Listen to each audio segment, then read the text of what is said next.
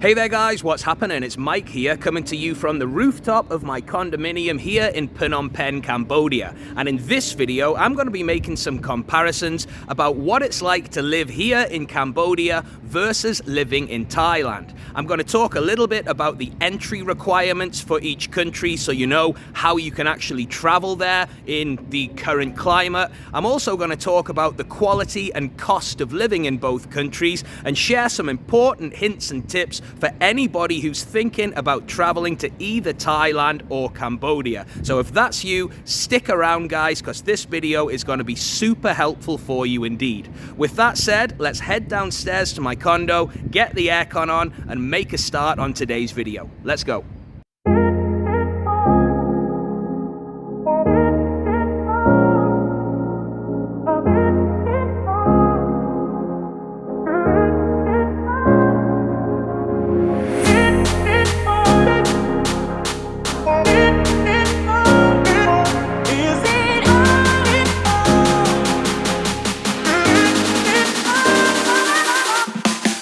So here we are downstairs in my condo. It's an absolutely beautiful unit. I found this place on Airbnb, an absolute deal as well. I'm paying less than $20 a night for this incredible condo. If you want to see a video that shares this condo in more detail, there's a link in the description to this video where you can see a tour of some different Airbnbs. If you're interested in traveling to Phnom Penh, that video is going to be helpful for you as well. But for now, I'd like to concentrate on 5 main points of comparing life in Cambodia versus life in Thailand. And really the first one is the entry requirements to each country. And to put it straight with you, getting into Cambodia is much easier than getting into Thailand right now. Now, obviously that might change as 2022 progresses, but at the time of recording, February the 10th, 2022, traveling to Thailand is not the most simple process. You've got to apply for your Thailand pass. You've got to get hotels for day 1 and day 5. In total, you've got to get 3 PCR tests, 1 before you travel, 1 on day 1 and 1 on day 5 of your arrival to Thailand. There's certain restrictions in place to travel to Thailand right now, which doesn't make it so easy. There's a lot of negative press about the test and go program. For me, it's part and parcel of the process. Okay, the Thai government could probably simplify it a little bit, but for me, it's not that complicated. But in general, it's getting a lot of negative press. Now, on the flip side of the coin, traveling to Cambodia is really easy. You need 1 PCR test 72 hours before you arrive into the country. You don't have to book SHA plus extra hotels. You don't have to pre-book your taxi to the hotel.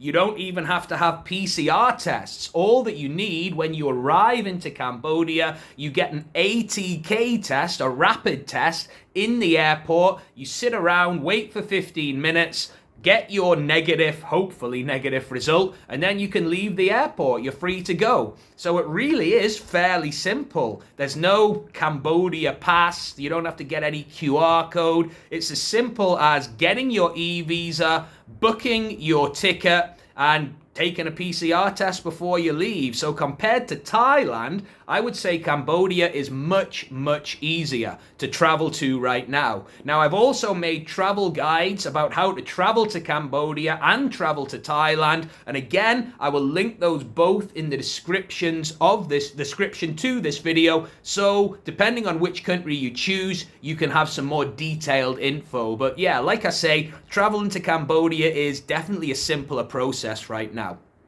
The second point that I would like to make is living in Cambodia is also cheaper. Yeah, the cost of living here is lower than Thailand. I mean, talking about things in general, taxis and tuk-tuks here are much cheaper than Thailand. Yeah, it's very rare that I pay over $3 for a taxi around town. So that would be like 100 baht for a taxi, which wouldn't get you very far in Bangkok, certainly not in Phuket. Beer over here as well is a lot cheaper. You can get a draft beer for 75 cents. I've even seen them for 50 cents in places. Western food is about the same price, actually. Yeah, it's very similar. Accommodation, I would say, is probably about 10% cheaper in Cambodia as well. I mean, a beautiful condo unit like this, you wouldn't be getting that for, what, 700 baht is what I'm effectively paying, 20 bucks. You wouldn't be getting that in somewhere like Phuket or Bangkok. You'd be paying at least 35, 40 bucks for somewhere like this, 1,000 baht plus. So I would say the cost of living in Cambodia is lower than Thailand. And also the cost of actually traveling into Cambodia is cheaper. I mean, one PCR test versus 3 PCR tests. Those PCR tests ain't cheap. I believe it's 5,000 baht for 2 PCR tests once you arrive into Phuket or to Thailand in the test and go. I believe it's 2,500 baht per test. Let me know in the comments if that's accurate actually, because it can change. But what I heard a couple of weeks ago, 2,500 baht a test, where you can just wipe that cost off if you're traveling to Cambodia. It's one test before you fly. So definitely cheaper to travel to and to live inside Cambodia in comparison to living to Thailand. All right, that's the second point. The next point number 3, is that long-term visa options. Now, this is something you should consider if you want to spend more than a couple of months in either country. Now, the long-term visa options in Thailand, you could go for the education visa. All right, if you wanted to learn Thai, you can get an education visa doing Muay Thai boxing. It's pretty pricey to do that. Yeah, I was quoted 25,000 baht for 6 months, which is what?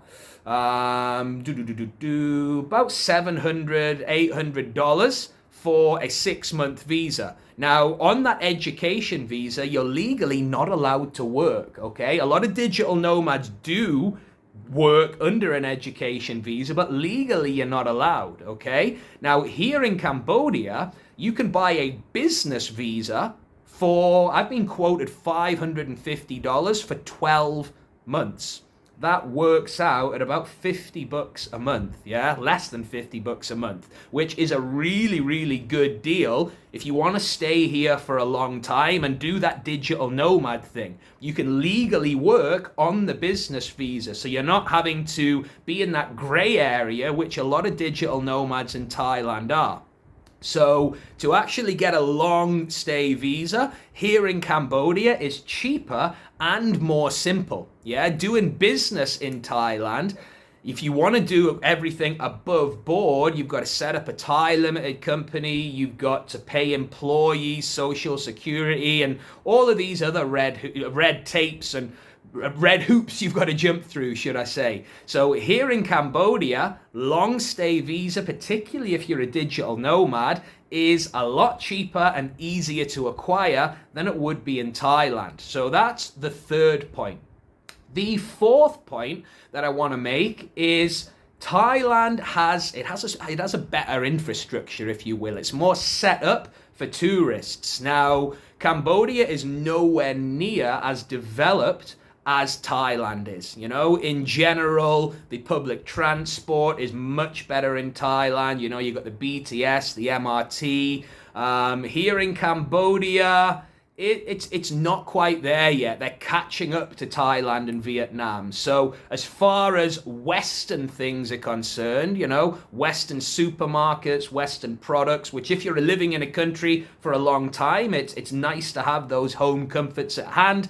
Thailand is definitely better set up for Westerners, all right? Not to say that that's a bad thing, You come here to Cambodia and you're kind of thrown into the Asian culture. Here in Phnom Penh, there are certainly, a fair number of Westerners around, but nowhere near the amount that you see in Bangkok or Phuket or Thailand in general, yeah? So coming to Cambodia, it's not as well set up for the tourists. Yeah, there's not as many brand names here. There's not as many things that you recognize. It's more like being thrown into the deep end of an Asian city, an Asian metropolis, which personally I quite like, actually. I think it's pretty cool. But yeah, something to bear in mind, that the infrastructure, the tourist infrastructure, is definitely stronger over in Thailand.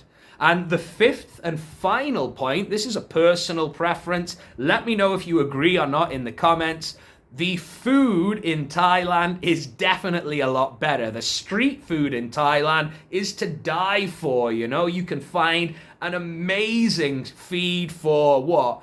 100, 120 baht, somtam, pad thai, fried rice. You can get that all over Bangkok, all over Phuket, all around the country. And the street food in Thailand is amazing. Really, Thailand's renowned for its street food. Here in Cambodia, however, well, I haven't really found any street food to shout about. I've eaten in a couple of smaller places on the street, and straight up with you, I haven't been blown away by the Cambodian cuisine. Maybe I'm not looking in the right places. I've only been here for just under a month. So if you don't agree with me, if you think that Cambodian street food is amazing, let me know in the comments, where should I go to try some really good Cambodian street food? What sort of dishes should I be eating? Because right now I've tried a couple of fried rice, a couple of noodle dishes, and I gotta say, I wasn't blown away. It certainly doesn't have that flavor, that spice, that freshness that a lot of the dishes have in Thailand. So that would be my fifth and final point, that Thailand definitely wins when it comes to street food. Now, those were 5 observations, 5 comparisons that I wanted to make about life here in Cambodia versus life in Thailand. Now, let me know in the comments, guys. Have you got any more comparisons, any more observations? Have you spent time in Thailand and Cambodia? Do you agree? Do you disagree? Let me know in the comments, guys. I love reading the comments. I try to answer every question that I can, but there's so many comments coming in now that, straight up with you, I just don't have the time anymore. But if you want to connect with me personally and other expats and digital nomads in Thailand, you can check out my free Facebook group, Thailand Expats and Digital Nomads. There is a link in the description to this video for you to join today. There's no charge, and you can connect with me and other other expats and digital nomads in Thailand.